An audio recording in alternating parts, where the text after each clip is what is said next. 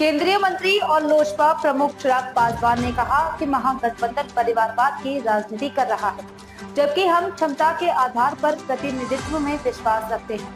उन्होंने कहा, मेरे M22 समीकरण में M यानी महिलाएं और Y यानी युवा है, इसमें जातिवाद या सांप्रदायिकता नहीं। चिराग ने कहा कि लालू परिवार केवल अपने लोगों को आगे बढ़ाता है, जबकि हमारा मंत्र है सबका साथ, सबका विकास और सबका विश्वास और सबका प्रयास। अब सीने पे तमगे की तरह लगा के घूमते हैं मुसलमान और यादव M22 समीकरण को। तो ऐसे में जब आप यादवों का जिक्र करते हैं तो पूरा यादव सिर्फ एक परिवार में सीमित होकर रह जाता है। इनको अपने परिवार के बाहर कोई दूसरा सक्षम, कोई सामर्थ्यवादी, कोई इनको दूसरा यादव इनको नहीं दिखता है। अगर आदरणीय लालू जी जेल जाएंगे तो उनकी अर्धांगिनी बनेंगी, अगर वो उनका नहीं रहेगा कार्यकाल तो उनकी अगली पीढ़ी में उनके सुपुत्री बनेंगे। मतलब यादवों में और कोई नहीं है पूरे प्रदेश भर में। और जब मुसलमानों की बात करेंगे तो उनको तो वो रिप्रेजेंटेशन भी ये लोग नहीं देंगे, क्योंकि मुसलमानों को इनको सिर्फ वोट बैंक बना के रखना है। ये सवाल आपसे इसलिए पूछे जाते हैं क्योंकि आप M22 समीकरण की बात करते हैं। मेरे M22 समीकरण में सांप्रदायिकता और जातीयता नहीं है। मेरे M22 समीकरण में देश की नहीं दुनिया की आधी आबादी महिलाएं हैं।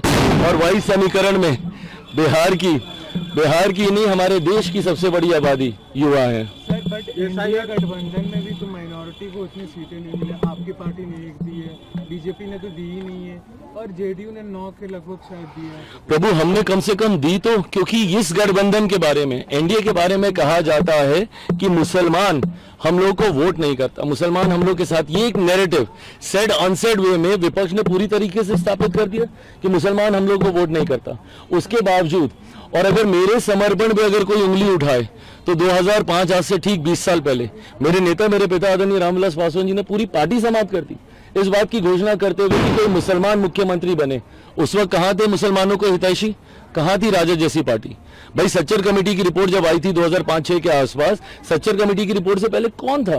केंद्र की सरकार में लंबे समय तक कांग्रेस थी, बिहार में 15 साल तक राजद की सरकार थी। क्यों है फिर मुसलमानों के हालात ऐसे?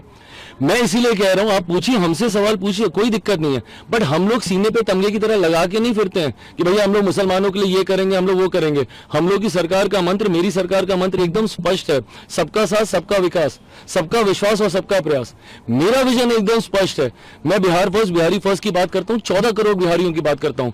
मुसलमानों को आइसोलेट करके जिस तरीके से तुष्टीकरण की राजनीति 90 के दशक के आसपास एकदम चरम सीमा पे गई थी, मैं कम से कम वो राजनीति नहीं करता हूँ। बस करते हैं प्रभु। सर, आपके कैंडिडेट प्रचार गाड़ी के ऊपर हमला हुआ है, ये चिंता की बात है।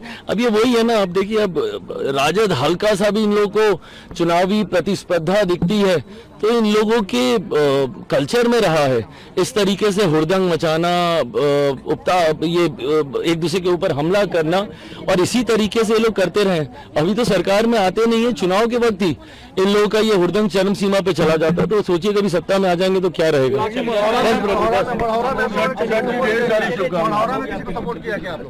बड़ौदा में हाँ, हम लोगों ने अंकित का समर्थन हम लोगों ने किया है, प्रयासरत थे हम लोग। जिस तरीके से नामांकन को लेकर वहां पे चिंता हुई थी, पर पूरा एनडीए ने एकजुट होकर, पांचों दल ने, अंकित जो कि वहां से निर्दलीय प्रत्याशी हैं, उनका पूरे एनडीए ने समर्थन किया है। मैं मानता हूं कि एनडीए के पूरे समर्थन के साथ, और उनका अपना एक युवा, पढ़े लिखे युवा हैं, उनका भी एक अपना प्रभाव है। मैं ये मानता हूं कि उनकी भी जीत सुनिश्चित है।